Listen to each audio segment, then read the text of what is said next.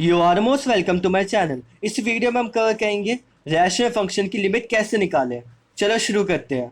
जैसा कि मैंने आपको पहले बताया था, रैशनल फंक्शन सिंपली क्या होते हैं। अगर हम दो पॉलिनोमियल्स को डिवाइड कर दें तो वो सिंपली रैशनल फंक्शन होता है। Then f x equal to g x by h x, and यहाँ पे जी एक्स और एच एक्स क्या है, पॉलिनोमियल फंक्शंस। एंड जो यहाँ एच एक्स है वो जीरो नहीं हो सकता। एंड अगर हम लिमिट्स फाइंड करें रैशनल फंक्शन क्या होगा, limits x tends to a f x equals to, and यहाँ पे क्या होगा, एफ एक्स की वैल्यू हम रिप्लेस करेंगे किससे, g x by h x. And हमें पता है कि जो लिमिट्स है वो दोनों में लग जाएगी, क्योंकि दो फंक्शंस डिवाइड हो रहे हैं इसलिए। देन लिमिट्स दोनों में लग गई, एंड उसके बाद हमने एक्स की वैल्यू रिप्लेस की, यानी डायरेक्ट सब्स्टिट्यूट कर दी लिमिट्स की वैल्यू। देन हमारे कुछ वैल्यू आएगी, वो होगी जी ए अपॉन एच ए, जो कि है एफ ए। अगर यहाँ पे जो एफ ए है वो एक फाइनाइट वैल्यू दे जाए तो बिल्कुल सही है, वहाँ पे कोई झमेला नहीं है।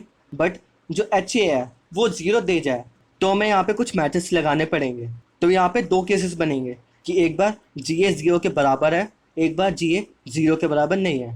एंड हम मान लेते हैं कि जो जी ए है वो भी ज़ीरो है और एच ए भी ज़ीरो है, तो क्या है, वो सिंपली कौन सी फॉर्म होगी, ज़ीरो बाय ज़ीरो, जिसको हम बोलते हैं इनडिटर्मिनेंट फॉर्म में हो जाएगा। अब हम इसको देखेंगे कि कैसे सॉल्व करना है। एंड ऐसी दूसरा केस क्या है कि जी ए हमारा जीरो के बराबर नहीं है, तो क्या फॉर्म बन गई, के बाय जीरो। के यहाँ पे क्या है, कोई कांस्टेंट वैल्यू है। एंड इस ये कौन सी फॉर्म होगी, नॉट डिफाइंड वाली। नाउ सबसे पहले हम देख लेते हैं, अगर जीरो बाय जीरो की फॉर्म है तो उसको हमें कैसे सॉल्व करना है। सिंपली हमें यहाँ पे क्या फैक्टराइज करने पड़ेंगे, किनको, नोमिनेटर पार्ट को और डिनोमिनेटर वाले पार्ट को। क्यों, क्योंकि वो दोनों क्या है, पॉलिनोमियल फंक्शंस है, तो उनको फैक्टराइज हम कर पाएंगे। अब एक एग्जांपल के साथ समझते हैं। यहाँ पे क्या है, limits x tends to six x square minus three x minus eighteen divide by x square minus eight x plus twelve. यहाँ पे अगर हम एक्स की वैल्यू डायरेक्ट रिप्लेस कर दें तो क्या होगा, जो फंक्शन है, जो यहाँ पे वैल्यू आएगी वो क्या होगी, जीरो बाय जीरो की फॉर्म होगी। तो सिंपली हम क्या करेंगे, इसको फैक्टराइज करेंगे, एंड देन कुछ टर्म्स जो होगी वो कैंसिल आउट हो जाएगी। देन उसके बाद हम ईजिली सब्स्टिट्यूट कर पाएंगे लिमिट्स की वैल्यूज़ को। अब हम देख लेते हैं कि अगर अनडिफाइंड फॉर्म में हो, यानी के बाय जीरो की फॉर्म में हो, तो हमें कैसे सॉल्व करना है, उसको हम एक एग्जाम्पल के साथ समझते हैं। यहाँ पे है limits x tends to three one by x square minus five x plus six minus one by x minus three. अगर यहाँ पे हम एक्स की वैल्यू डायरेक्ट रिप्लेस करें तो ये one by zero minus one by zero की form में होगा। तो सिंपली हम क्या करेंगे, यहाँ पे पॉलिनोमियल को फैक्टराइज करेंगे, कौन से वाले को, जो पहले वाला है इसको। देन उसको फैक्टराइज करने के बाद कुछ कॉमन आएगा, तो हम वहाँ पे क्या करेंगे, उसको कॉमन निकाल लेंगे बाहर।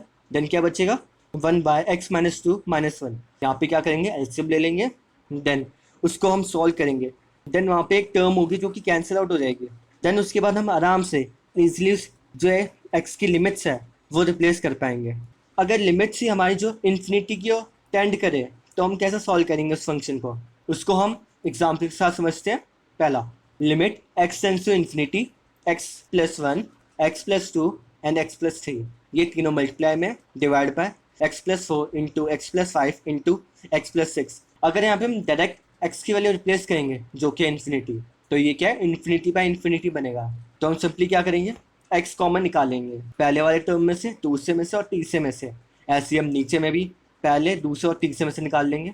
देन एक्स को कैंसिल आउट करेंगे, एंड उसके बाद हम एक्स की वैल्यू आराम से रिप्लेस कर पाएंगे जो कि इन्फिनिटी, एंड हमारे पास वैल्यू आ जाएगी वन। नाउ अब हम नेक्स्ट एग्जांपल देखते हैं जो कि आपकी प्रीवियस ईयर में आ भी रखा है।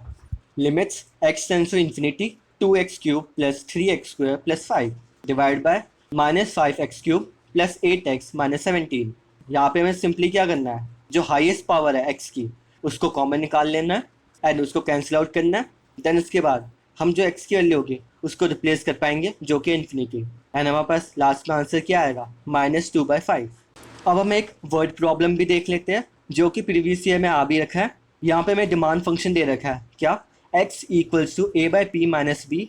एंड यहाँ पे जो पी है वो सिंपली प्राइस को डिनोट कर रहा है, एंड जो एक्स है वो क्वांटिटी डिमांडेड को डिनोट कर रहा है, एंड ए और बी जो है वो पॉजिटिव कॉन्स्टेंट्स है। हमें पहले पार्ट में बोला है कि लिमिट्स के कॉन्सेप्ट को यूज़ करके शो करना है कि जो डिमांड है वो इन्फिनेटली लार्ज हो जाता है कब, जब प्राइस बिल्कुल डाउन हो जाए।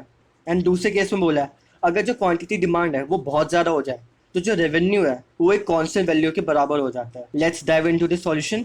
सबसे पहले हमें डिमांड फंक्शन दे रखा है क्या, x equals to a by p minus b.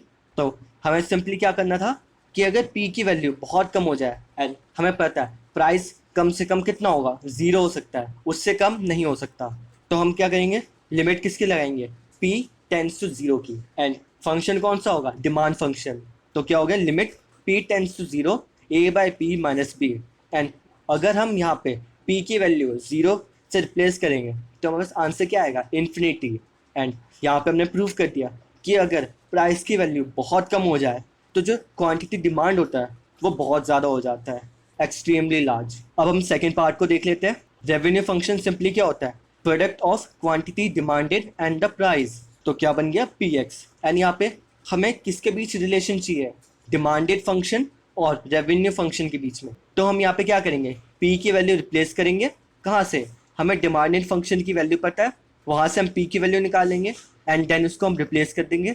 And यहाँ पे हम लिमिट किसकी लगाएंगे, एक्स टेंस टू इन्फिनिटी की। क्यों, हमें बोला गया है क्वेश्चन में क्या, जब डिमांडेड फंक्शन की वैल्यू एक्सट्रीमली लार्ज हो जाए तो रेवेन्यू को प्रूव करना है कि वह एक कॉन्स्टेंट वैल्यू के बराबर हो जाता है। तो हम लिमिट लगा दी किसकी, एक्स टेंस टू इन्फिनिटी की। एंड फंक्शन क्या बना, a x divide by x plus b. And यहाँ पे क्या करेंगे, तो जस्ट अभी मैंने बताया था कि अगर हमारी जो लिमिट्स है वो इन्फिनिटी की ओर टेंड करे तो हमें क्या करना है, simply highest power of x है उसको कॉमन निकालना है, देन उसको कैंसिल कर देना है। हमने कर दिया कैंसिल, देन हमारे पास क्या बन गया, limit x tends to infinity a by 1 plus b by x. And यहाँ पे हम एक्स की वैल्यू रिप्लेस करेंगे इन्फिनिटी से, तो आंसर क्या आया, ए।